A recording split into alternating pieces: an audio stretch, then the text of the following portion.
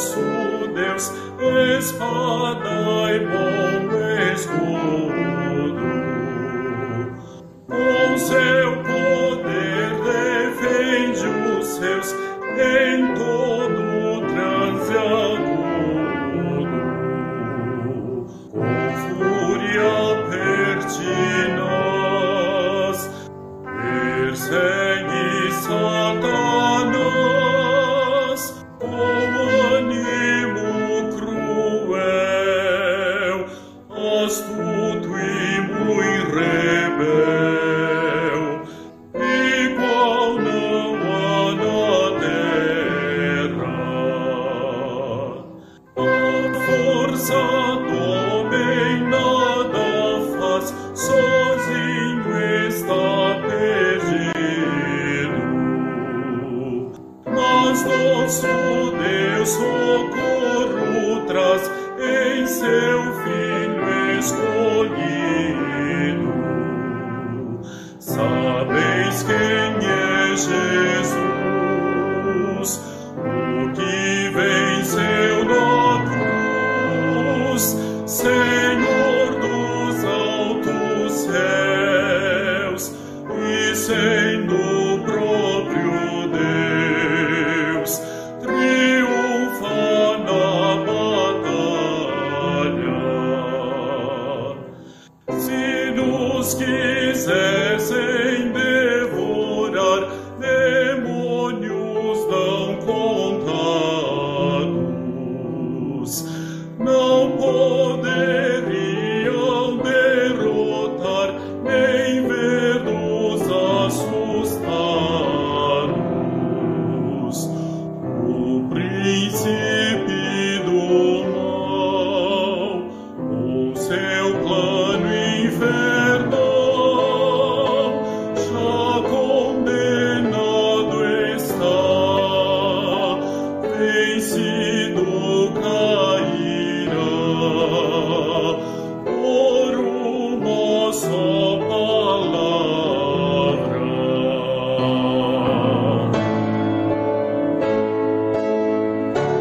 De Deus o Verbo ficará, sabemos com certeza, e nada nos assustará, com Cristo por defesa. Se temos de perder família, bens, poder, se tudo se acabar e a morte enfim chegar, com Ele reinaremos.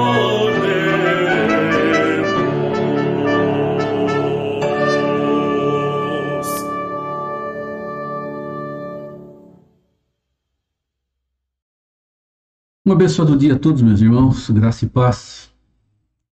Nós temos estudado aqui nos nossos domingos pela manhã o período da monarquia em Israel. Alguns episódios, alguns pontos que entendemos serem pertinentes dentro desse nosso tempo, usando um periódico para nos ajudar na sequência e na organização dos estudos. E uma das características da monarquia em Israel é a acentuada ação de Deus dentro do seu governo sobre o seu povo.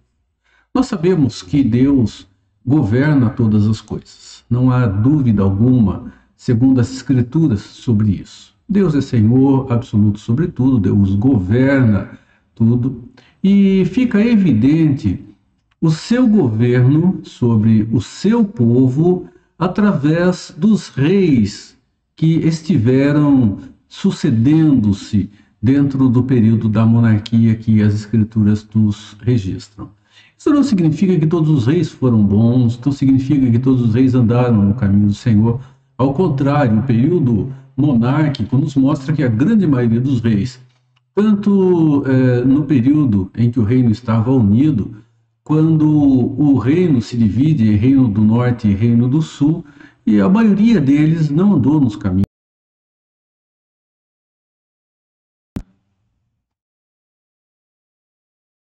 Isso não significa, meus irmãos, que Deus perdeu o seu controle. Absolutamente. Ele continuou conduzindo o seu povo através dos reis, mesmo dos reis maus, quando ele exerce o seu governo disciplinando e preservando principalmente aqueles que permaneceram fiéis a ele dentro desse tempo e dentro desse período. Nós observamos Deus como Senhor da história. Ele é Senhor absoluto sobre toda a história e nós não podemos perder isso de vista. E no mês agora de outubro, nós mais uma vez relembramos o senhorio de Deus sobre a história. Quando vem trabalhando através de pessoas, quando vem trabalhando através de líderes, quando vem trabalhando através de pessoas que ele veio movendo os seus corações em direção à sua verdade.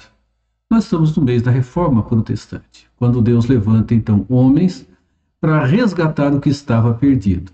É interessante observarmos dentro da caminhada histórica do povo de Deus, da caminhada histórica humana, que o que trouxe prejuízo às pessoas, ao povo, sempre foi o distanciamento da verdade do Senhor, Deus Todo-Poderoso.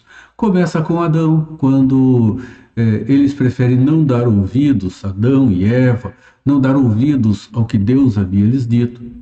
Isso vem caminhando até o período de Noé, quando Deus, então, tendo a maldade se esparramado de maneira tão grande, decide acabar praticamente com toda a vida humana, preservando a família de Noé e um par, um casal de cada animal. Veio se desenrolando quando Deus decide chamar o seu povo, chama, dá uma ordem a Abraão, Abraão obedece à voz de Deus e vem então desta forma cumprindo o seu propósito eterno de ter um povo para si mesmo. Faz isso através de Abraão, na linhagem da sua sucessão.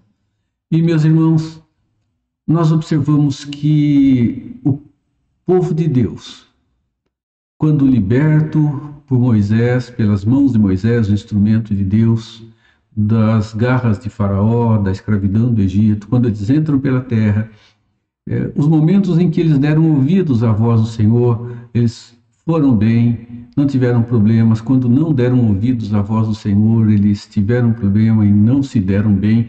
E isto caminha. Quando da entrada na terra de Canaã, quando do domínio que deveriam ter, não deram ouvidos à voz de Deus, quando anteriormente havia-lhes exortado sobre o que fazer e o que não fazer, e eles não fizeram o que deveriam e fizeram o que não deveriam, e caminham então para esse novo tempo. Meus irmãos, observamos a história levando o período depois do estabelecimento da igreja, quando entramos no 4º século, em que tudo deveria estar bem, tomando um rumo completamente diferente, e mais uma vez o povo do Senhor se distancia da sua palavra.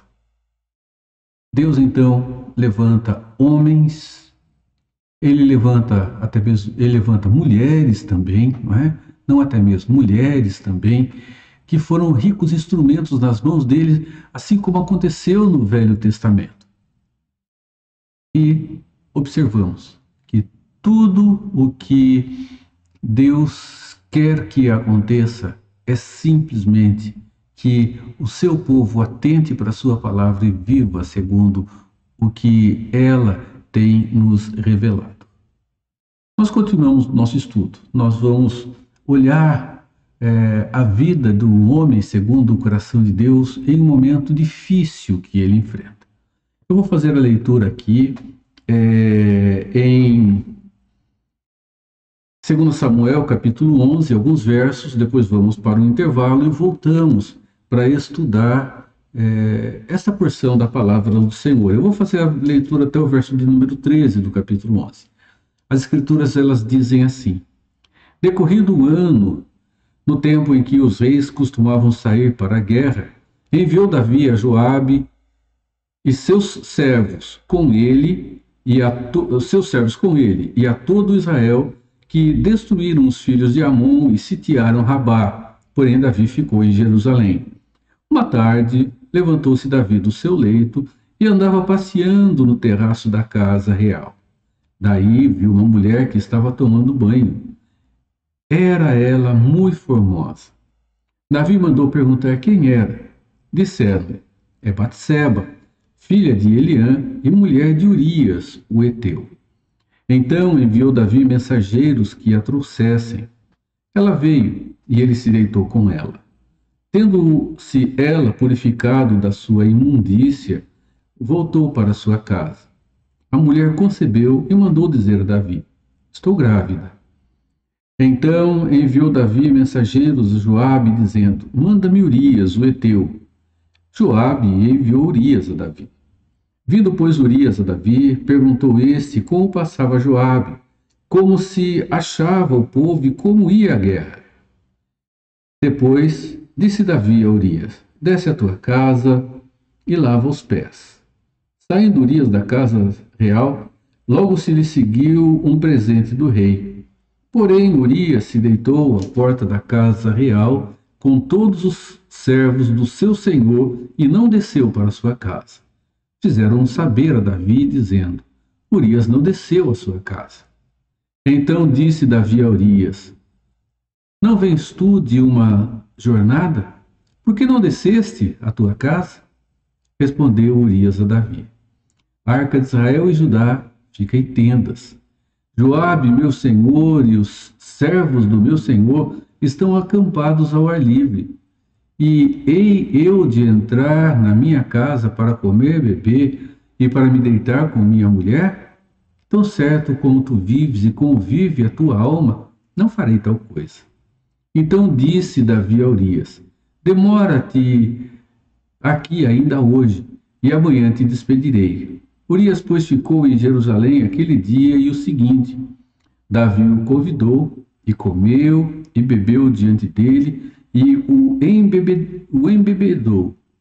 À tarde saiu Urias a deitar-se na sua cama, com os servos do seu senhor, porém não desceu à sua casa.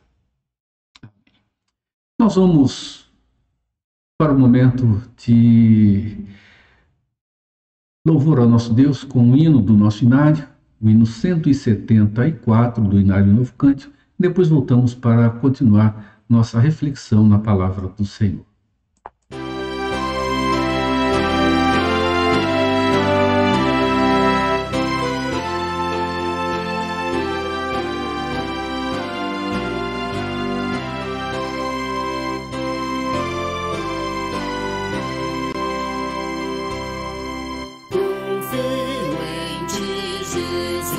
Senhor, contigo seguro eu estou. Os ímpios vieste buscar.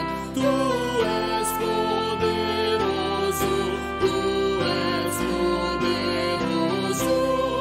e pode salvar. Oh, livra minha alma, Senhor.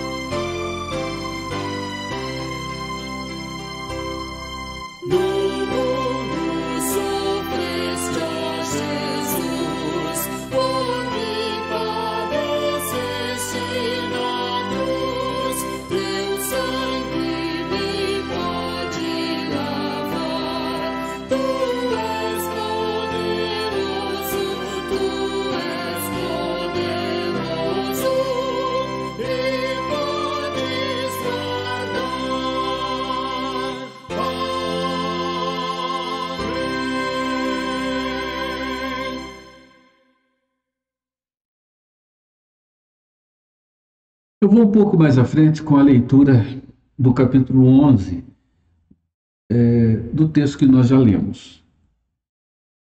A partir do verso 14, eu vou até o verso de número 21. Pela manhã escreveu Davi uma carta a Joabe, e lhe a mandou por mão de Urias. Escreveu na carta dizendo: põe Urias na frente da maior força da peleja, e deixai-o sozinho, para que seja ferido e morra. Tendo, pois, Joabe sitiado a cidade, pôs a Urias num lugar onde sabia que estavam homens valentes. Saindo os homens da cidade e pelejando com Joabe, caíram alguns do povo dos servos de Davi, e morreu também Urias, o heteu. Então Joabe enviou notícias e fez saber a Davi tudo o que se dera na batalha. Deu ordem ao mensageiro, dizendo: se ao terminares de contar ao rei os acontecimentos desta peleja, suceder que ele se encolerize e te diga: por que vos chegastes assim perto da cidade a pelejar? Não sabíeis vós que haviam de atirar do muro? Quem feriu Abimeleque, filho de Jerebusete? Não lançou uma mulher sobre ele do muro um pedaço de mó, corredora, de que morreu em Tebes? Por que vos chegaste ao muro? Então dirás: também morreu o teu servo Urias, o heteu. Partindo o mensageiro e chegando, fez saber tudo o que Joabe lhe havia mandado dizer. Disse o mensageiro a Davi: na verdade, aqueles homens foram mais poderosos do que nós e saíram contra nós ao campo. Porém, nós fomos contra eles até a entrada da porta. Então os flecheiros do alto do muro atiraram contra os teus servos, e morreram alguns dos servos do rei, e também morreu o teu servo Urias, o heteu. Disse Davi ao mensageiro: assim dirás a Joabe: não pareça isto mal aos teus olhos, pois a espada devora, tanto este como aquele. Intensifica a tua peleja contra a cidade, e derrota, e tu anima a Joabe. Eu fui um pouco além, fui até o verso 25 do nosso texto. Irmãos, esse é um episódio marcante na vida de Davi, extremamente marcante. Nós temos aqui um homem segundo o coração de Deus. Vamos analisar esse texto dentro da caminhada que Davi teve diante do Senhor.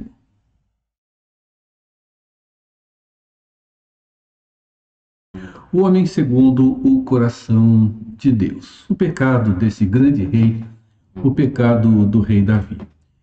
Chama-nos a atenção que nós não somos diferentes de Davi. Nós somos pessoas que, da mesma forma, Deus tem trabalhado, tem tratado da nossa vida e chama-nos a atenção para a situação de humanidade decaída que todos nós carregamos conosco. O texto está aqui até o verso 18, eu fui um pouco além, até o verso 18 fala exatamente da situação do pecado, né? E a história continua, ela vai até o verso em que eu li aos irmãos, o verso 25, fechando o capítulo 11 com o casamento de Davi com Batseba. Como eu disse, Deus é Senhor da história, Ele está assenhorado de todo o governo que há sobre toda a sua criação. Não é? Ele não permite que haja um governo paralelo, ao contrário. Os governos que se acham autônomos são, na verdade, servos desse Deus todo-poderoso, o único Deus. Meus irmãos, a fantasia, ela se limita a descrever aquilo que os seus heróis realizam. Né? Então temos muitas histórias, são os grandes lendários heróis que a fantasia veio criando através da história, mostrando esses homens como salvadores, como libertadores, como protetores, como aqueles que têm em si poder, autoridade, e em muitos casos, né, é dito que eles têm o dever de proteger a humanidade, né? A fantasia faz isso, mas vamos lembrar que não passa de fantasia, né? Porque nós observamos que, de fato, os heróis, os grandes heróis apresentados na Escritura, né, como aqueles que são os heróis da fé encontrados na grande galeria dos heróis da fé de Hebreus, são pessoas normais, são pessoas comuns, como somos nós. Eles não têm absolutamente nenhum superpoder, né? A fantasia estabelece poderes maravilhosos, poderes fantásticos na vida de homens e mulheres que se tornam superdotados de força e de realizações. Mas quando nós olhamos para os heróis da galeria de heróis da fé de Hebreus, nós vemos que eles são pessoas como somos nós, simplesmente seres humanos normais, que exercitaram a sua fé sem absolutamente nenhum superpoder e com a sujeição que temos cada um de nós diante dos desafios, diante das provações e das tentações. É interessante que as Escrituras, elas não fazem questão nenhuma de revelar as limitações, os pecados cometidos e as fragilidades daqueles que se tornaram os grandes personagens bíblicos, os grandes personagens que contamos tanto as suas histórias. Nós observamos pessoas como Noé, Abraão e até mesmo Jacó, né, que foi um grande enganador e um grande suplantador. Todos eles, meus irmãos, cometeram falhas na sua vida. Cometeram falhas no seu relacionamento com Deus. Eles falharam em muitos momentos dentro da sua vida espiritual. E a Bíblia não faz absolutamente nenhuma questão de ocultar isso.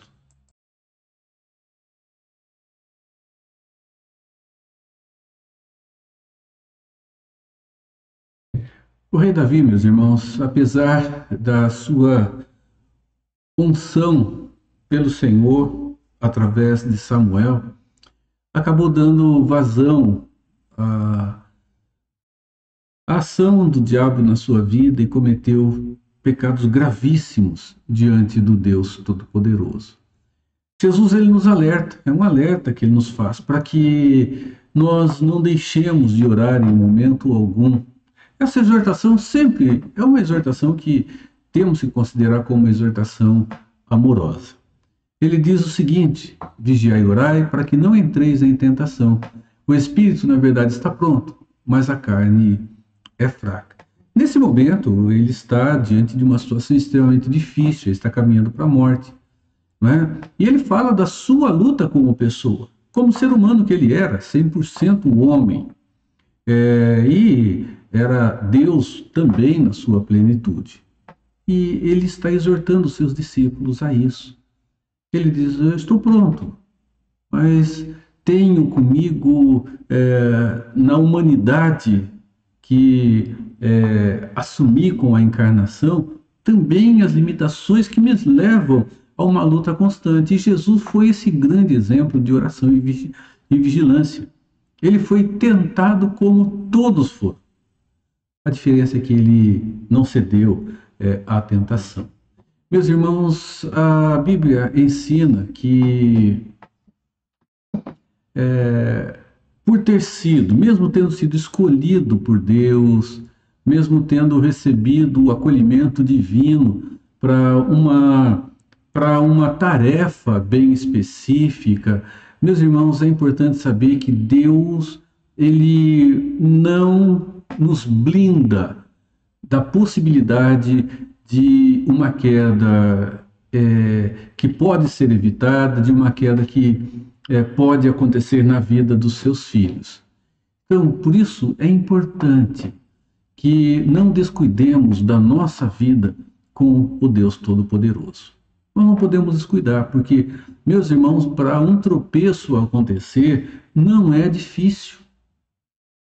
Paulo ele faz a seguinte afirmação: fugir da impureza. Qualquer outro pecado que uma pessoa cometer é fora do corpo, mas aquele que pratica a imoralidade peca contra o próprio corpo. A imoralidade, a sensualidade, tudo isso, meus irmãos, é uma porta aberta para o pecado. É uma porta aberta que envolve a vida de homens e mulheres dentro da tentação. Vejam que ele ainda afirma em Gálatas: digo, porém, andai no Espírito, jamais satisfareis a concupiscência da carne. Andem dentro da vontade do Senhor. Alguns dizem, mas pastor, é difícil. Sim, é difícil. Mas não é impossível, meus irmãos, porque Deus é aquele que dá a condição para que se possa vencer os desejos tão fortes da carne. Vamos lembrar que Davi, ele foi chamado do homem segundo o coração de Deus. Assim, as Escrituras descrevem Davi. Deus diz, quando da escolha de Davi, Samuel vai até a casa de Jessé, diz, o homem vê a aparência. O que já havia passado diante de Samuel, todos aqueles que com aparência podiam ser pensados dentro da monarquia de Israel. Mas Deus diz o seguinte: o homem vê a aparência das pessoas. Eu olho o coração. E Davi era um homem que tinha o coração no Senhor. Não há dúvidas disso, o próprio Deus faz essa afirmação. Então, não há como errar em afirmar isso. Vejam, 1 Samuel 13,14. Já agora não subsistirá o teu reino. O Senhor buscou para si um homem que lhe agrada e já lhe ordenou que seja príncipe sobre o meu povo, porquanto não guardaste o que o Senhor teu Deus te ordenou. A transição aqui, Saul, ele já havia perdido a sua autoridade diante de Deus por causa dos seus erros, dos seus pecados, por causa da sua arrogância, por causa da sua situação de colocar-se como Senhor e não como um servo nas mãos do Deus Todo-Poderoso. Não há dúvida nenhuma que Davi foi um rei que agradou o Senhor. Meus irmãos, Davi priorizava a vontade do Senhor em tudo aquilo que ele fazia. Não foi um homem que saiu atropeladamente querendo fazer as coisas pelas próprias mãos. Foi um homem que soube esperar no Senhor em todas as situações. Ele consultava a Deus. Ele sabia o momento certo para fazer tudo aquilo que ele fez. O coração de Davi aprendeu a esperar no Senhor e nós também temos que fazer isso. Temos que dominar a ansiedade do nosso coração para esperar naquele que é o Senhor, o Deus Todo-Poderoso, o Deus que sabe o momento para que realizemos o que temos que fazer. Não era característico de Davi essa maneira eufórica e precipitada de fazer as coisas. Ele não saía correndo fazer tudo segundo o seu querer, segundo a sua vontade. Ele era sempre moderado, sempre equilibrado e pés no chão. Ele sempre foi alguém extremamente consciente. Nós observamos esses detalhes, por exemplo, quando ele teve a oportunidade, por mais de uma vez, de por fim a vida de Saul. Mas ele soube, meus irmãos, honrar o rei, honrar aquele que era a autoridade do Senhor constituída sobre ele, mesmo que Saul estivesse fazendo bobagem atrás de bobagem. E nós, meus irmãos,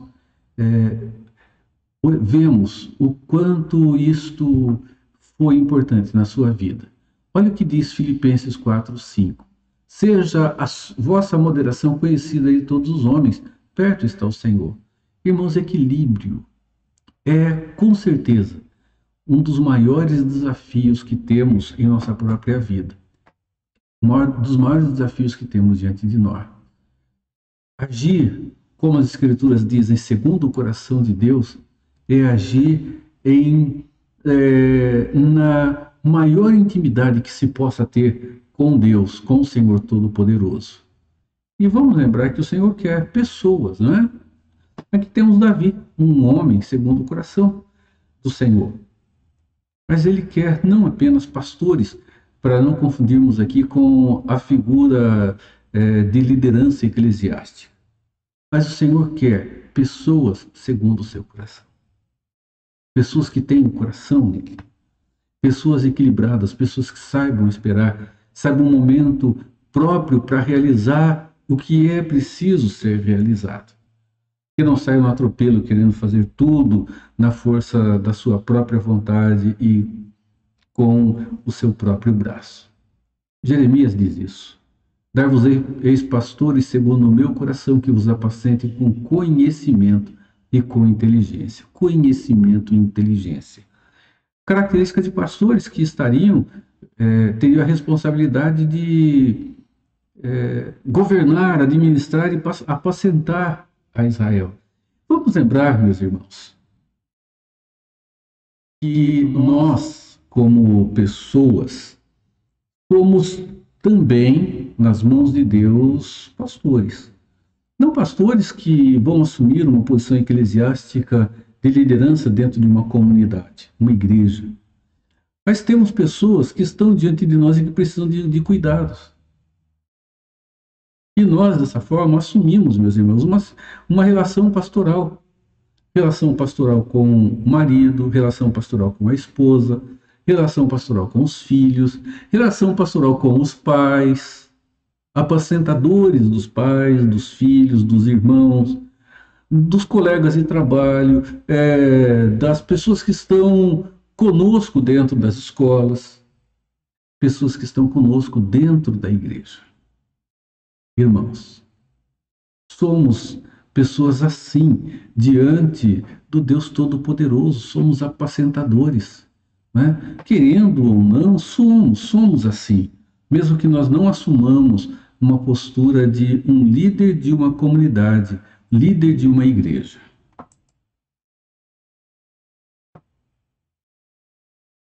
Davi, um escolhido de Deus, que deu lugar ao inimigo. As Escrituras nos mostram que Deus direcionou Samuel à casa de Jessé e organizou tudo para que ele pudesse estar lá.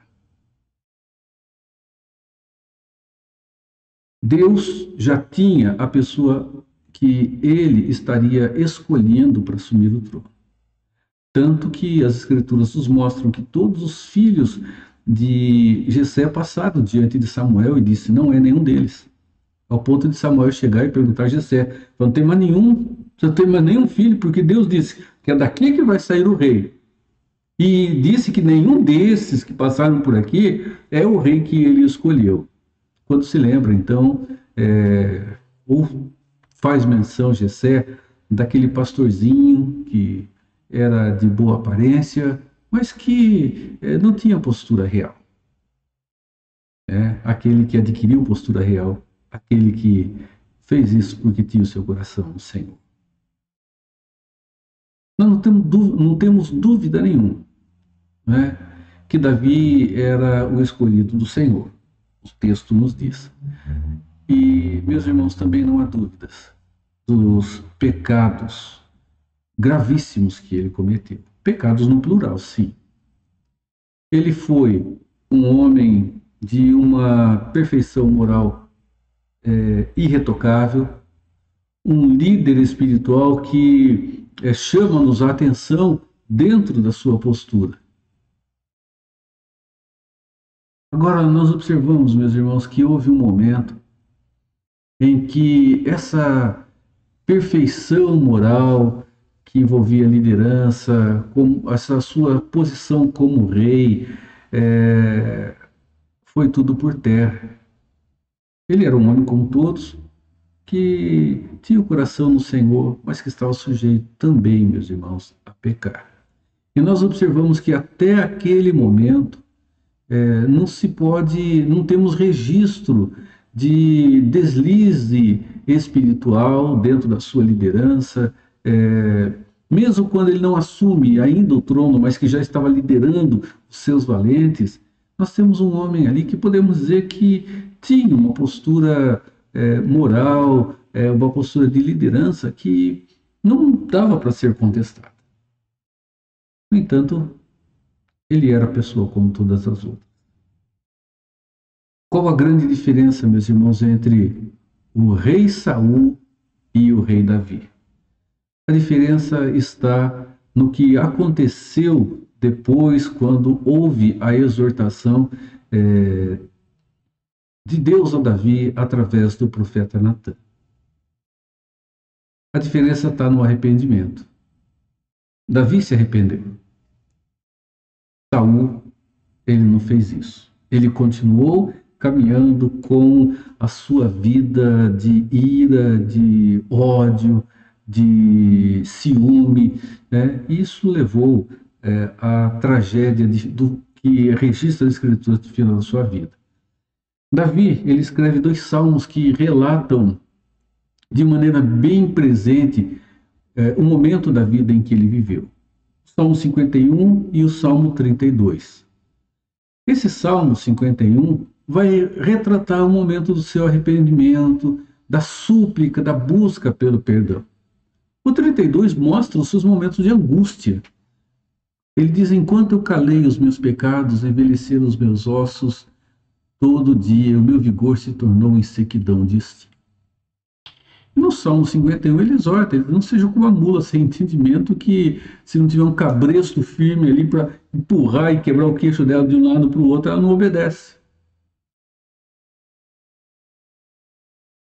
Davi pede pela restauração.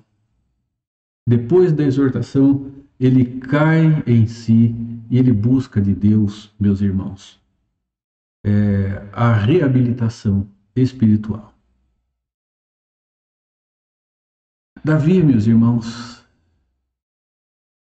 nesse momento, quando ele é exortado por Natã, ele não tenta esconder de Deus a transgressão. Ele confessa, busca o perdão do Senhor e alcança. Mas até aí, o Salmo 32 diz que ele tentou ocultar o seu pecado do Senhor. Ele não quis colocá-lo diante de Deus. Mas enquanto calei os meus pecados, envelheceram os meus ossos todo dia. Davi tinha consciência de que estava errando? Tinha. Não há dúvida alguma que ele sabia que estava errando. Mas os seus olhos estavam tão obscurecidos que ele continuou caminhando na cegueira do que estava fazendo, na escuridão das suas atitudes. Meus irmãos, é bom e é importante nós lembrarmos que nós pecamos, meus irmãos, não apenas em atos considerados grandiosos como o de Davi. Nós pecamos a todo tempo. Agora, enquanto nós não formos completamente restaurados, nós vamos viver em angústia diante do Senhor. Uma coisa que é importante sabermos é que aqui nós não alcançaremos a perfeição moral, física e espiritual. Enquanto nós estivermos aqui, nós vamos, meus irmãos, ter que lutar contra a tentação, nós vamos ter que lutar contra o pecado. É uma luta constante. É uma luta que, meus irmãos, não tem um round que seja o final da história, a não ser a morte, ou a vinda do Senhor Jesus. Assim nós sabemos que vai chegar um momento, quando Jesus voltar, e o nosso corpo será glorificado. Como a Escritura diz, ele vai se revestir de imortalidade, e tudo o que é corrupção presente nele vai deixar de existir, e o nosso corpo será revestido de incorruptibilidade, assim como a nossa alma ou espírito, que é a mesma coisa. Olhem o que diz 1 Coríntios 15, 54. E quando este corpo corruptível se revestir de incorruptibilidade, e o que é mortal se revestir de imortalidade, então se cumprirá a palavra que está escrita: tragada foi a morte pela vitória. Nós nunca podemos nos esquecer que o Espírito Santo está presente em nós, ele habita em nós. E é ele o que nos dá, quem nos dá a condição para vivermos essa vida irrepreensível diante do Senhor. É ele que nos dá essa condição. Vamos lembrar que essa vida irrepreensível, ela acontece diante de Deus no relacionamento que nós temos também com os nossos irmãos. Ser irrepreensível significa viver sem que sejamos repreendidos. O Espírito Santo nos dá essa condição. No entanto, nós observamos que há muitas situações em que nós preferimos não dar ouvidos ao Espírito Santo. E é aí que nós pecamos, é aí que nós caímos, é aí que nós erramos. E nós observamos que situações e circunstâncias nos levam a isso. Isso nos chama a atenção para o ambiente do pecado que viveu Davi. Irmãos, há ambientes que nós criamos e que são propícios para que nós pequemos. O texto que nós lemos começa mostrando para nós uma porta aberta para esse ambiente. Davi, o texto diz que enquanto os homens e os reis foram para a guerra, Davi não foi. Olha só o primeiro verso. Decorrido um ano, no tempo em que os reis costumavam sair para a guerra, enviou a Davi a Joabe, seu general, e seus servos com ele, a todo Israel, que destruíssem os filhos de Amon, e sitiaram Rabá. Davi ordenou que eles fossem. Os reis estavam na guerra, só que Davi deu ordem, vão, e ele fica em casa. Ele fica no conforto do seu palácio em Jerusalém. Irmãos, esse ato indolente de Davi foi o primeiro passo para a sua queda. Enquanto ele deveria estar comandando os seus homens, ele estava tranquilo em casa, sossegado. E nós sabemos que quanto mais tempo com a cabeça desocupada ficamos, a chance de sermos tentados aumenta ainda mais. Tem uma expressão popular que diz que cabeça vazia é oficina do diabo. Não há como ficar com a cabeça vazia, isso é impossível. Mas ficar olhando para o nada, para o vazio, imaginando coisas, vai nos levar a imaginar mais coisas do que nós precisamos imaginar. Vai nos levar a situações que nós poderíamos evitar.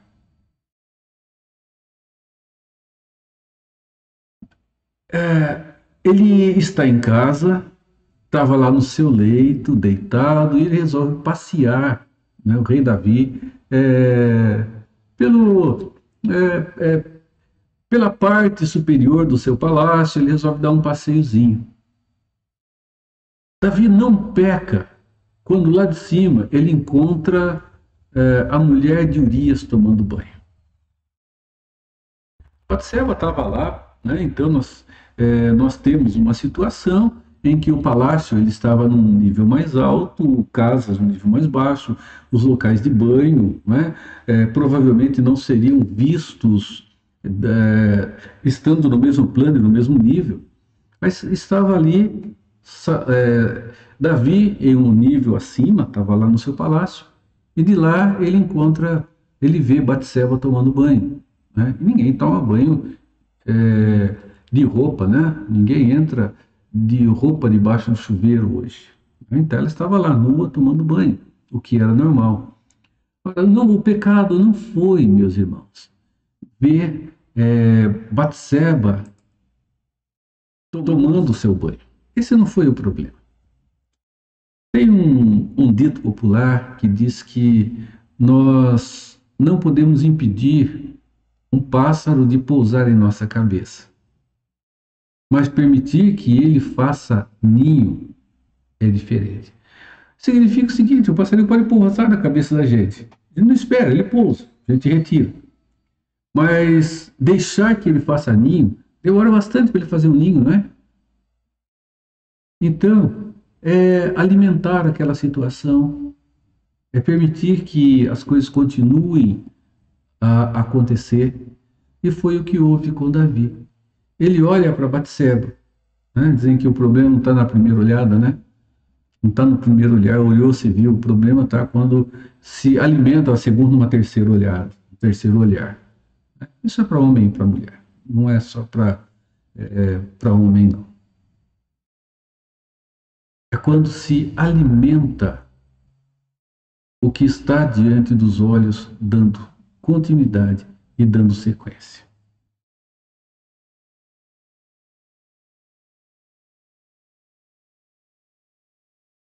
Meus irmãos, os olhos de Davi foram alimentados pela concupiscência do seu coração.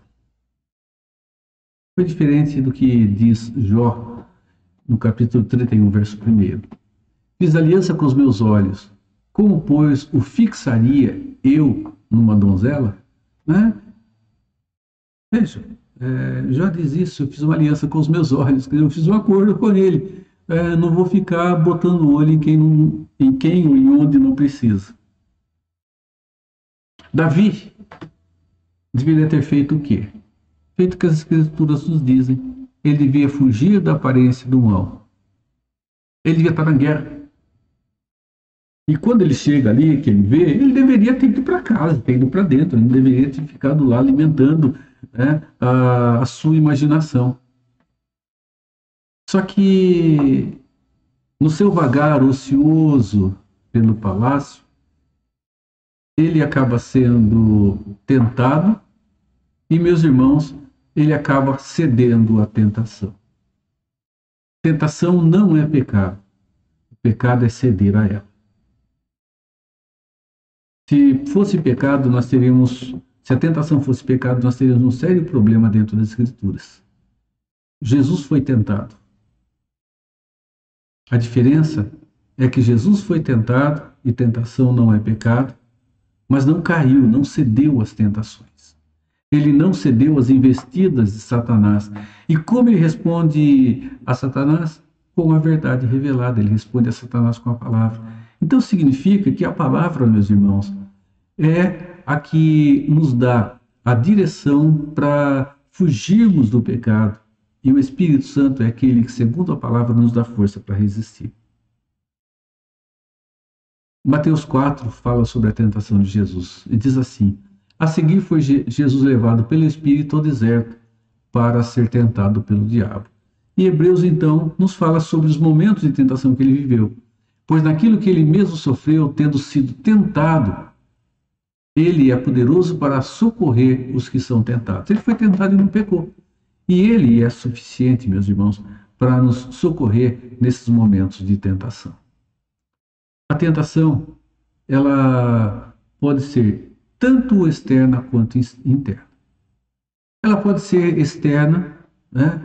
Nós vemos aí o diabo nos tentando, colocando diante de nós coisas sedutoras.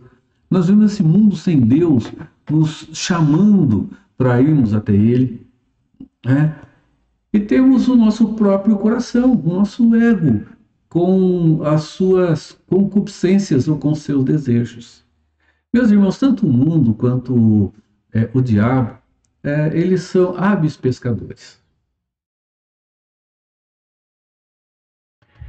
Quem conhece um pouco de pescaria, né, sabe que se jogar na água um anzol com nada, não vai conseguir pegar um peixe pela boca. Pode pegar ele pela barriga, pelas costas, pelas nadadeiras, né? Pode acontecer isso, pelo rabo, né? Pode enroscar nele.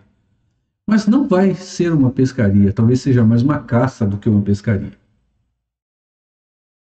É preciso que se coloque na ponta daquele anzol um alimento que seja atraente para aqueles peixes, para que eles venham e mordam aquela isca, que assim já é chamada, e seja preso pelo anzol. E peixes são diferentes. Há peixes que são predadores de outros peixes. Peixes que não são. Há peixes que se alimentam preferencialmente de frutas.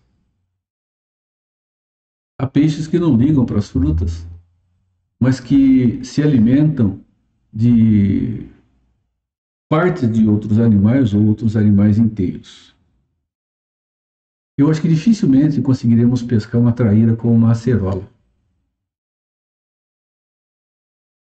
Mas não será muito difícil atrair uma traíra com um peixe ferido na ponta desse anzol.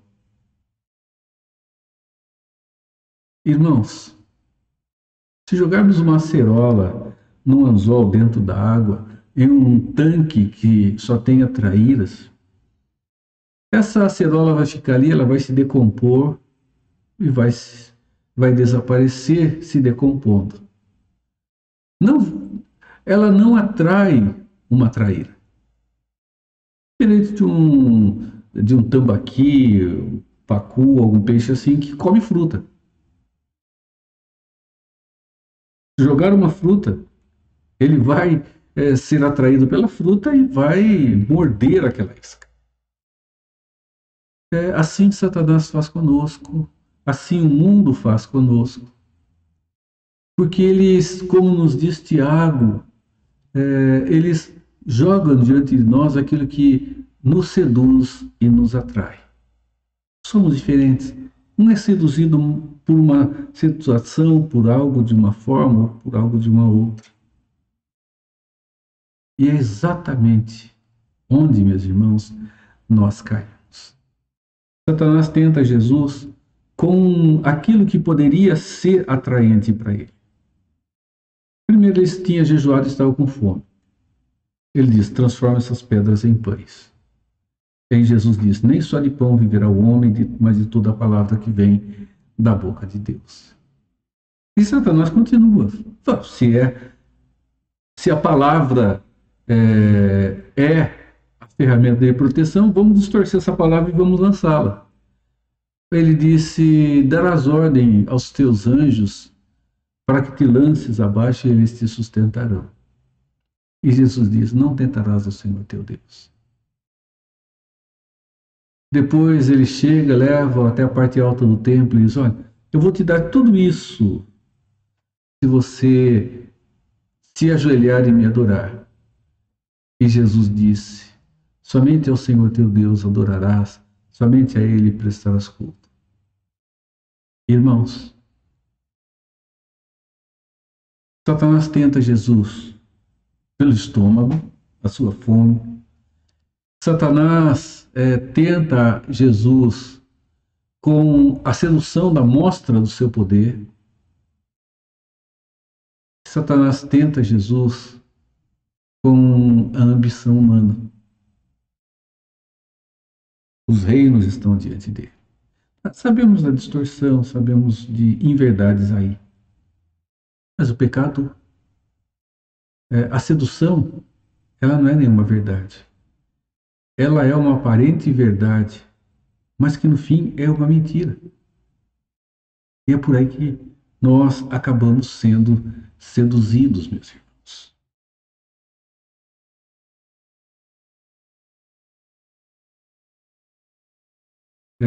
Reverendo Russell Shedd, ele escreve um pequeno livro falando sobre a tentação. Ele diz que nós somos tentados, que a nossa grande luta é contra o mundo, o diabo e a carne.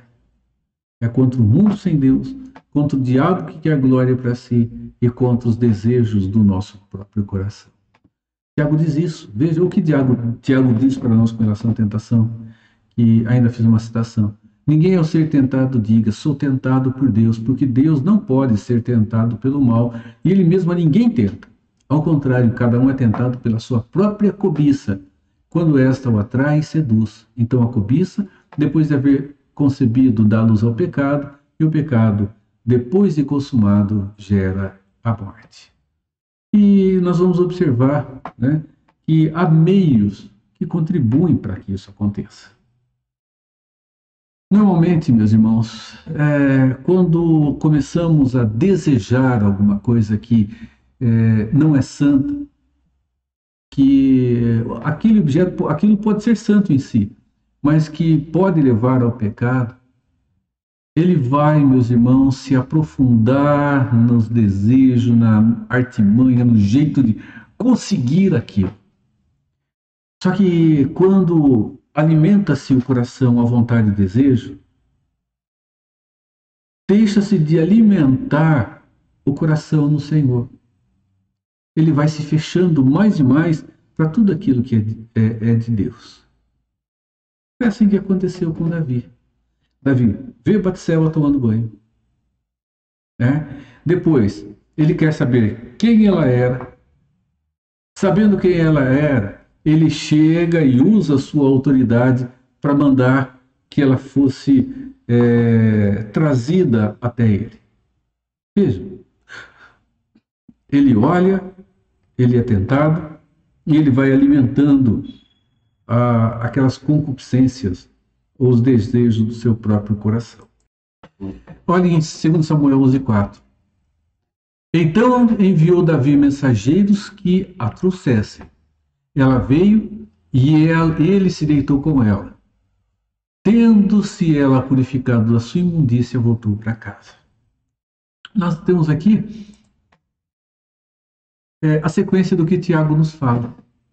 E, meus irmãos, quando isso acontece,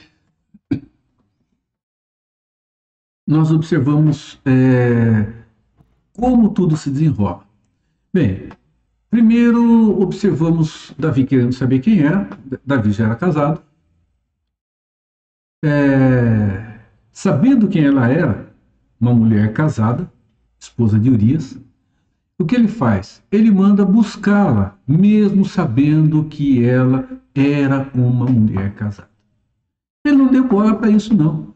Ele passou a desprezar e afastar o seu coração do Senhor.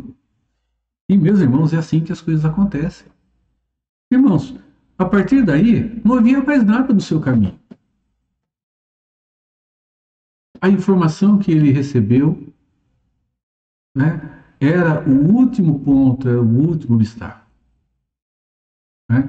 A não ser que, chegando lá, ela se opusesse àquilo que Davi estava lhe propondo.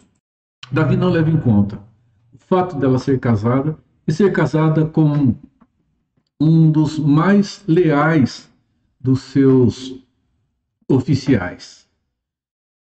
Seu coração já estava longe do Senhor, meus irmãos. O coração dele já havia se distanciado do Senhor. O texto mostra para a gente que o coração de Davi já estava fechado para Deus. E quando ele fecha o seu coração para Deus, ele abre o seu coração para a concupiscência do seu coração, para os desejos do seu coração. Ele abre o seu coração para o pecado. E o que vai acontecendo? Enquanto ele fixa os seus olhos na vaidade dos seus desejos, ele vai desviando os seus olhos do Deus Todo-Poderoso. O Salmo 119 nos chama a atenção em 2 versos. Diz assim: inclina meu coração aos teus testemunhos e não à cobiça. Davi não fez isso. Desvia os meus olhos para que não vejam a vaidade e vivifica-me no teu caminho. Os versos 36 e 37 do Salmo 119. Inclina-me o coração aos teus testemunhos e não à sua obra. Irmãos, parece que um pedido como esse é dizer para Deus: faça, Senhor, se o Senhor não fizer, a culpa agora vai ser sua. É uma oração. Senhor, me ajuda a fazer isso. E Deus dá a condição.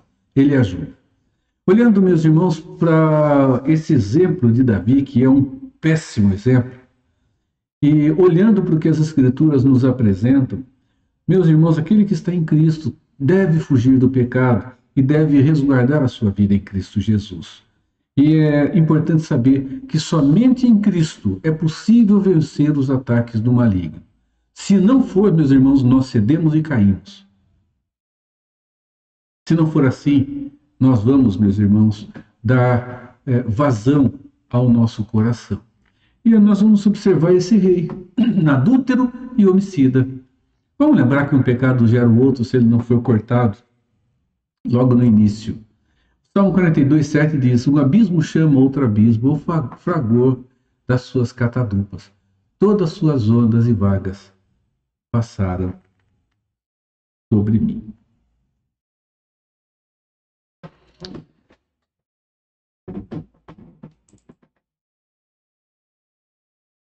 Meus irmãos, não é tão fácil tratar com o pecado, mas é preciso. O nosso grande problema é esse. O problema que surge em Adão, ele desobedece a Deus, ele cai em tentação, ele é seduzido. E Davi, o seu problema não foi com Satanás diretamente, foi com a sua esposa. Mas tudo está no início da vontade de Satanás em desorganizar tudo aquilo que Deus havia organizado. Deus permite isso. Deus poderia não ter permitido. Mas no seu senhorio, na sua soberania, Deus permite e dá real liberdade à humanidade de escolha. Então vamos nos lembrar que é bom cortar o mal pela raiz.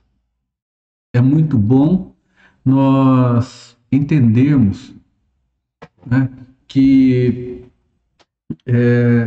o mal que não é cortado pela raiz, ele é como uma praga que aparentemente se aquieta, mas que começa a produzir, meus irmãos, raízes e vão brotando ao redor e vão se esparramando até tomar conta de tudo.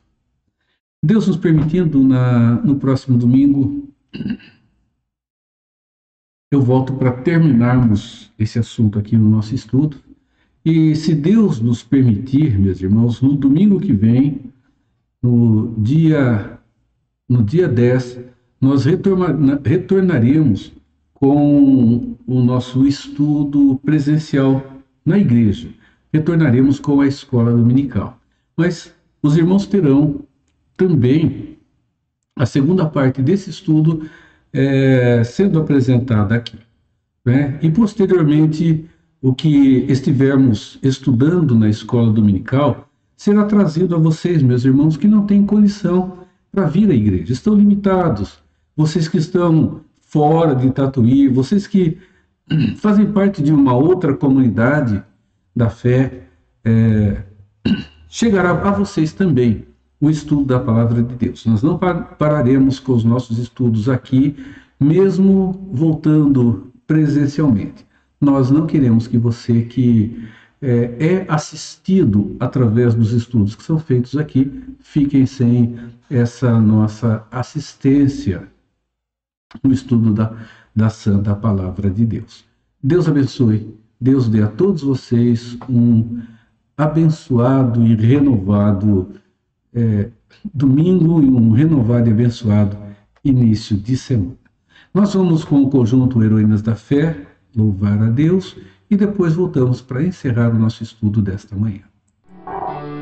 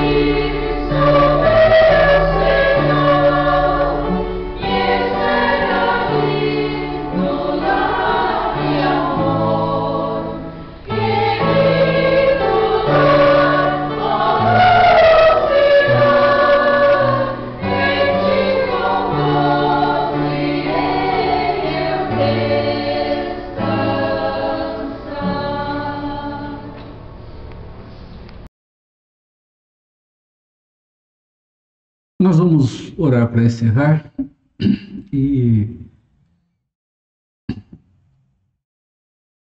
despedimos-nos com a bênção apostólica. Nosso Deus, nossa gratidão ao Senhor, Pai, pelas instruções da Tua Palavra, pelas exortações.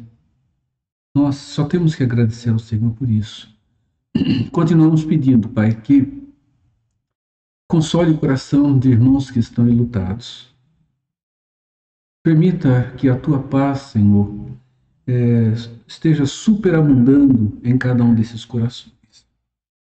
E, Pai, pedimos que traga sobre nós a instrução que precisamos tanto para o nosso dia a dia e que os nossos olhos estejam abertos à tentação, para que, Senhor, com a força que o Senhor nos dá, resistamos a ela, não caindo diante dessas situações que espiritualmente nos abatem e, Senhor, quando alimentadas, nos distanciam da comunhão contigo. Continue nos abençoando. Nos guarde, Senhor, na caminhada desse dia. Em nome e por amor de Jesus. Amém. Meus irmãos, que a graça do nosso Senhor e Salvador Jesus Cristo, o amor de Deus, o nosso Pai, e a comunhão do Espírito Santo seja com a sua vida e com todo o povo de Deus, agora e sempre. Amém. Meus irmãos, Deus abençoe e Deus fortaleça a cada um.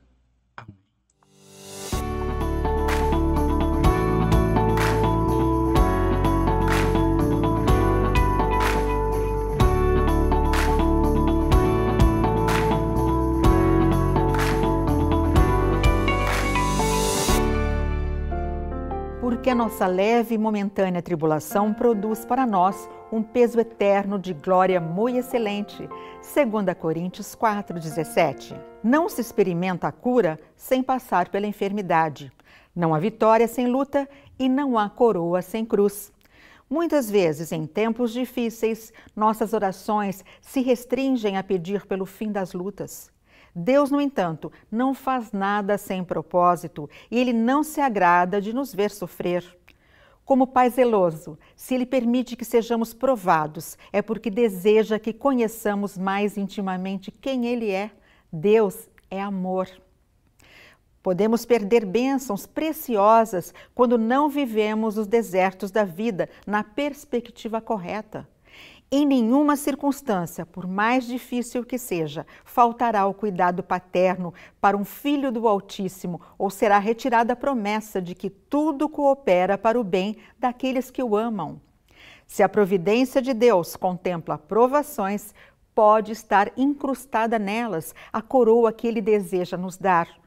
Passar pela prova nessa perspectiva é saber que Deus está trabalhando para que sejamos mais preciosos. O corpo estranho que fere a ostra será nela a pérola que lhe atribuirá grande valor.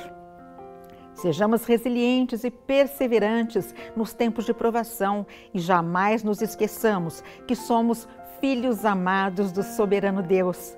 Porque desde a antiguidade não se ouviu, nem com o ouvido se percebeu, nem com os olhos se viu Deus além de ti que trabalha para aquele que nele espera.